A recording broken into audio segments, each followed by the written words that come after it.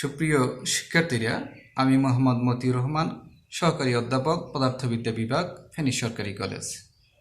আজকে আমার দ্বিতীয় লেকচার, অধ্যায় পদার্থবিদ্যা প্রথম পত্র ৮, অধ্যায়ের নাম পর্যাবৃত্তিক গতি। আমরা গত ক্লাসে সরল দোলন গতির বিভিন্ন রাশি সম্পর্কে আলোচনা করা হয়েছিল। আজকের বাকিটুকু শুরু করতে যাচ্ছি। এক্ষেত্রে আসো বেগ ভি ইকুয়াল টু আমরা জানি টি এর সাপেক্ষে সরণকে অর্থাৎ এক্সকে ব্যবকরণ করা হলে বেগ হয়, অর্থাৎ ডিডিটি অফ এক্স এর মান বসিয়ে দিলাম, এ sine omega t plus delta বসাইলে সেটা করলে হয় আমরা জানি সাইনকে করলে হয় কস ওমেগা টি প্লাস ডেল্টা, এ ধ্রুবক হিসেবে বাইরে চলে আসলো এবং ভিতর থেকে আরেকটি ধ্রুবক টি এর সাথে যেটি আছে ওমেগা সেটিও বাইরে চলে আসলো, অর্থাৎ হয়ে গেল omega a cos omega t plus delta. আবার আমরা জানি cos theta equal to root over 1 minus sine square theta, সেই হিসাবে এটাকে লেখা যায় v equal to omega a root over 1 minus sine square omega t plus delta. এই sine square omega t plus ডেল্টাকে লেখা যায় x by a whole square, অর্থাৎ দাঁড়ালো omega a root over 1 minus x বা x square by s square. এটাকে সমাধান করলে হয় omega root over s square minus x square. বেগের মান সর্বোচ্চ হবে, অর্থাৎ বি ম্যাক্স হবে যদি এক্স এর মান 0 হয়। সেটি বোঝার জন্য আমরা একটা সরল দোলক বিবেচনা করতে পারি। তোমরা দেখো, এটি একটি সরল দোলক। এই অবস্থানটা হলো সাম্য অবস্থান বা মধ্য অবস্থান। এখানে এক্স এর মান 0। এটি হলো এক প্রান্ত, এটি হলো আরেক প্রান্ত। তো আমরা জানি এক প্রান্ত হতে যতই সাম্য অবস্থান বা মধ্য অবস্থানের দিকে আসে ততই বেগের মান বাড়তে থাকে এবং মধ্য অবস্থানে বা সাম্য অবস্থানে চলে আসলে বেগের মান সর্বাধিক হয়, সর্বোচ্চ হয়। সুতরাং এই সর্বোচ্চ অবস্থানে আসলে এক্স এর মান হয়ে যাবে 0, এক্স এর মান 0 এবং সেটি হলো v max equal to omega a. বেগের মান সর্বোচ্চ হবে যখন এক্স এর মান 0 হয়। এবার আসো বি মিনিমাম। এটি হবে যদি এক্স এর মান এ হয়, অর্থাৎ যে কোনো এক প্রান্তে গেলে এক্স এর মান হবে বিস্তারের সমান। এই প্রান্ত হতে পারে, এই প্রান্ত হতে পারে। সুতরাং এক্স ইকুয়াল টু এ হলে বি মিনিমাম হবে এবং এই ক্ষেত্রে মান বসালে এক্স এর জায়গায় এ বসালে এটি হবে 0। এবার আসো ত্বরণ এ ইকুয়াল টু আমরা জানি টি এর সাপেক্ষে বেগকে ব্যবকলন করা হলে, অর্থাৎ ডিডিটি অফ ভি এর মান বসাই দিলাম omega a cos omega t plus delta. আমরা জানি কসকে করলে হয় মাইনাস সাইন, সেই হিসাবে মাইনাস ওমেগা ধ্রুবক আসলো, sign omega t plus delta হলো ভিতর থেকে আবার টি এর সাথে ধ্রুবক ওমেগা বাইরে বের হয়ে গেল ওমেগা স্কোয়ার, অর্থাৎ আগের ওমেগা এর সাথে ওমেগা গুণ করার কারণে হয়ে গেল omega square a sine omega t plus delta. কিন্তু a sine omega t plus delta এটাকে আবার লেখা যায় এক্স। সুতরাং ত্বরণ হলো a equal to minus omega square x. এই ত্বরণ ম্যাক্সিমাম হবে কখন? যদি এক্স ইকুয়াল টু এ হয়।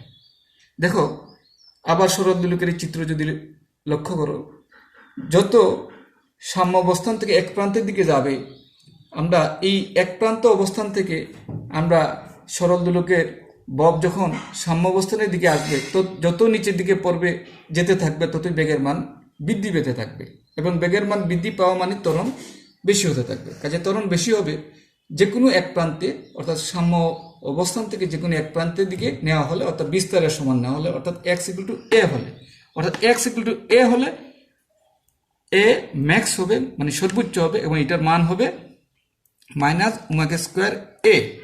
এই ঋণাত্মক চিহ্ন দিয়ে বোঝানো হয় ত্বরণ সরণের সমানুপাতিক এবং দিক বিপরীতমুখী।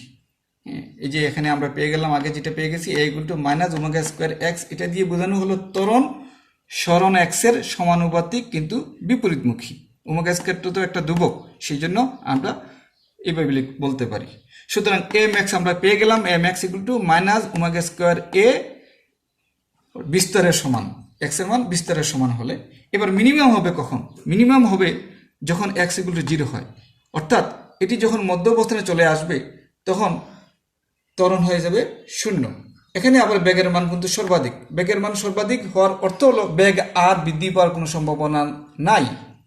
সম্ভাবনা নেই মানেই হলো এখানে বেগের মান সর্বোচ্চ কিন্তু ত্বরণের মান সর্বনিম্ন। কাজেই x ইকুয়াল টু 0 অবস্থানে এ মিনিমাম ইকুয়াল টু 0 হবে। এবার আসো আমরা পরের অংশে চলে যাই, সরল দোলন গতির ক্ষেত্রে শক্তি। তো এক্ষেত্রে শক্তি দুই প্রকার শক্তি রয়েছে, একটা হলো বিভব শক্তি, একটা হলো গতিশক্তি। প্রথমে আসো আমরা দেখি বিভব শক্তি, যাকে ইউ দ্বারা প্রকাশ করা হয়। বিভব শক্তি কাকে বলে?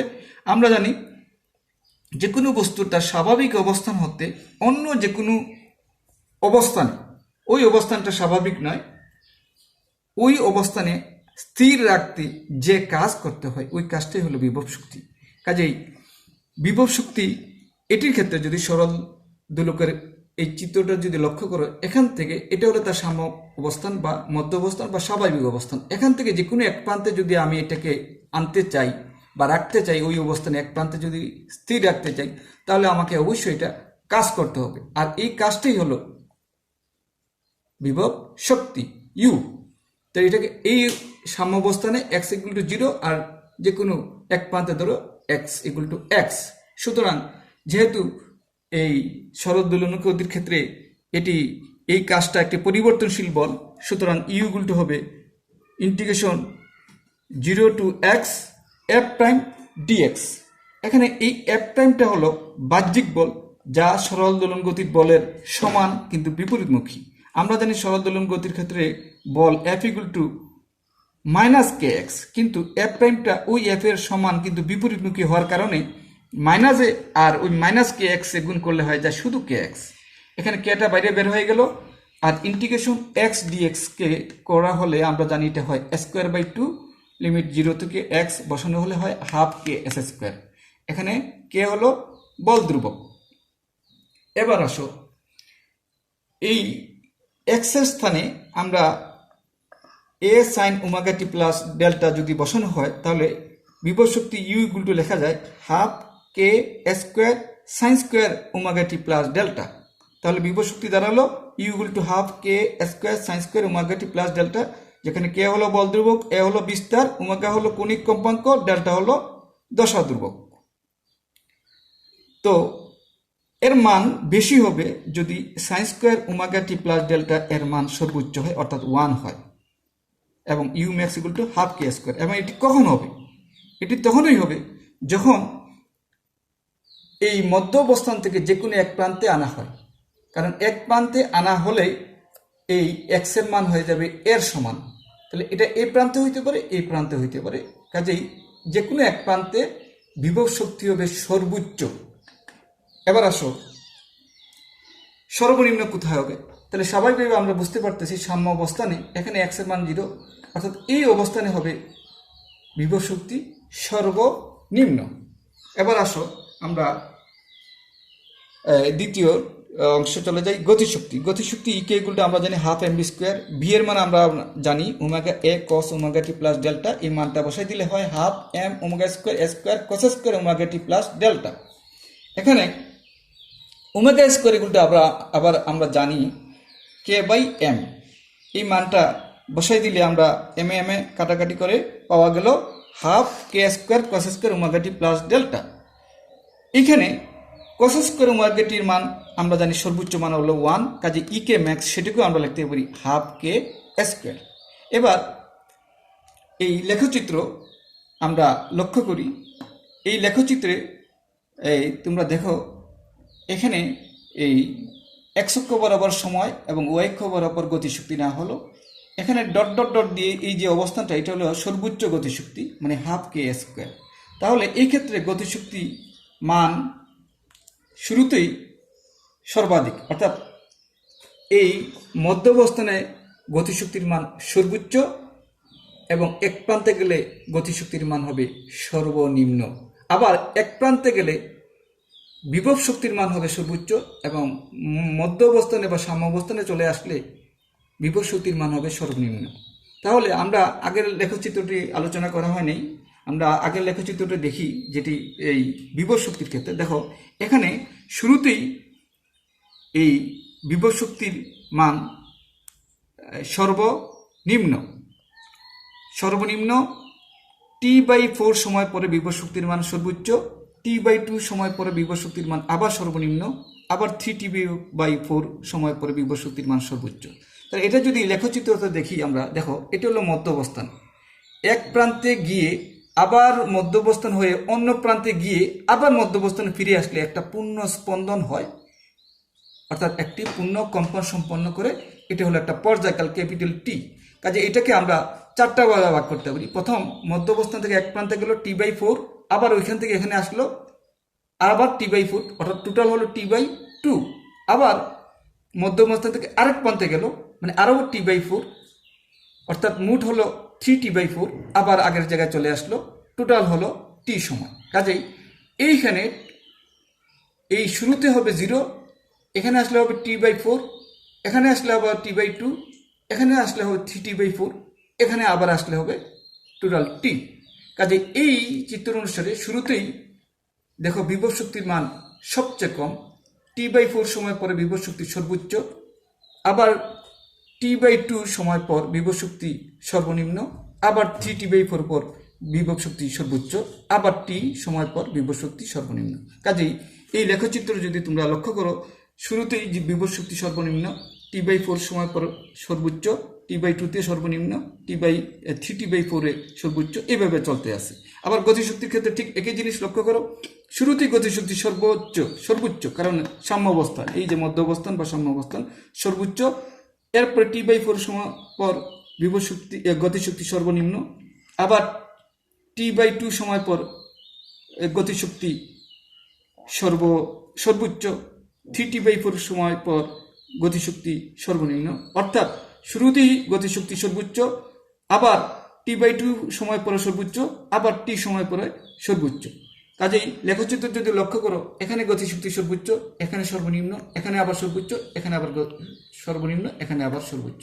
অর্থাৎ 0-তে সর্বোচ্চ, T/4 সর্বনিম্ন, T/2 সর্বোচ্চ, 3T/4 সর্বনিম্ন, T-তে আবার সর্বোচ্চ। কাজে লেখচিত্রটা সেইভাবে এখানে দেখানো আছে। এই ডট ডট বরাবর সর্বোচ্চ মান, এখানেও ডট ডট বরাবর সর্বোচ্চ মান ½ স্কয়ার, এখানে ½ স্কয়ার। একটা জিনিস লক্ষ্য করো যে বিভব শক্তির সর্বোচ্চ মান ½ স্কয়ার, গতিশক্তির সর্বোচ্চ মান ½ স্কয়ার। তাহলে বোঝা গেল যখন গতিশক্তি সর্বোচ্চ হয় তখন বিভব শক্তি হবে সর্বনিম্ন, অর্থাৎ 0 হবে। আবার বিভব শক্তি যখন সর্বোচ্চ হবে তখন গতিশক্তি হবে 0।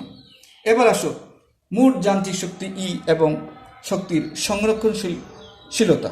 তাহলে আমরা জানি মোট শক্তি হলো E = বিভব শক্তি যোগ গতিশক্তি। বিভব শক্তি এবং গতিশক্তি যোগ করলে আমরা যেটা পাই ½ sin² ωt plus delta plus cos² ωt plus delta, যোগ করলে হয় ½ এখানে কে হলো আগের মতোই বল ধ্রুবক, এ হলো বিস্তার। তাহলে দেখা যাচ্ছে এই মোট শক্তিটা গতিশক্তির ক্ষেত্রে সর্বোচ্চ গতিশক্তি, বিভব শক্তির ক্ষেত্রে সর্বোচ্চ বিভব শক্তি, আবার এটা আবার মোট শক্তি। এটাকে যদি এই লেখচিত্রের মাধ্যমে আমরা দেখি যে এখানে একই সাথে বিভব শক্তি এবং গতিশক্তি দুইটাই দেখানো আছে। দেখো এই মোটা করে যে লাইনটা দেওয়া আছে, এই মোটাটা হলো বিভব শক্তি, আর ডট ডট করে যে লাইন দেওয়া আছে, রেখাটা দেওয়া আছে, সেটা হলো গতিশক্তি। এই লাইনটা হলো মোট শক্তি, আর এই বরাবর হলো জিরো শক্তি। তাহলে এখানে দেখা যাচ্ছে শুরুতেই গতিশক্তি সবচেয়ে বেশি, বিভব শক্তি সবচেয়ে কম। T/4 বিভব শক্তি বিভব শক্তি সর্বোচ্চ এবং গতিশক্তি সর্বনিম্ন। T/2-তে গতিশক্তি সর্বোচ্চ এবং বিভব শক্তি সর্বনিম্ন। এইভাবে 3T/4, T, 5T/4, 6T/4 দেখানো যাচ্ছে। অর্থাৎ যখন গতিশক্তি সর্বনিম্ন হয় বিভব শক্তি তখন সর্বোচ্চ হয়, আবার বিভব শক্তি যখন সর্বনিম্ন হয় গতিশক্তি তখন সর্বোচ্চ হয়। অর্থাৎ শক্তির সংরক্ষণশীল নীতি বা শক্তির নিত্যতা সূত্র এটি মেনে চলে। এটাকে আবার এই লেখচিত্রের মাধ্যমে দেখানো যায় যে দেখো এই লাইনটা হলো গতিশক্তির লাইন, আর এই রেখাটা হলো বিভব শক্তির রেখা। তাহলে এই লেখচিত্রের মাধ্যমে দেখা যাচ্ছে যখন এই গতিশক্তি বাড়তে থাকে বিভব শক্তি তখন কমতে থাকে, এবং বিভব শক্তি দুই প্রান্তে সবচেয়ে বেশি এবং গতিশক্তি হবে মধ্য অবস্থানে সবচেয়ে বেশি। এই লাইনটা হলো মোট শক্তি এবং সর্বোচ্চ শক্তি মানে হাফ কে স্কোয়ার। এই লাইনটা হলো সরণের। কাজেই আমরা যখন এক প্রান্তে চলে আসি আবার ওই চিত্রটা লক্ষ্য করো, এক প্রান্তে চলে আসলে বিভব শক্তি হবে সবচেয়ে বেশি, অন্য প্রান্তে চলে গেলেও বিভব শক্তি সবচেয়ে বেশি, মধ্য অবস্থানে গতিশক্তি সবচেয়ে বেশি। কাজেই এই লেখচিত্র একই সাথে দুইটাই দেখানো আছে, এখানে গতিশক্তি এবং বিভব শক্তি। এই মোটা করে লাইনটা হলো বিভব শক্তি এবং ডট ডট করে লাইনটা হলো গতিশক্তি।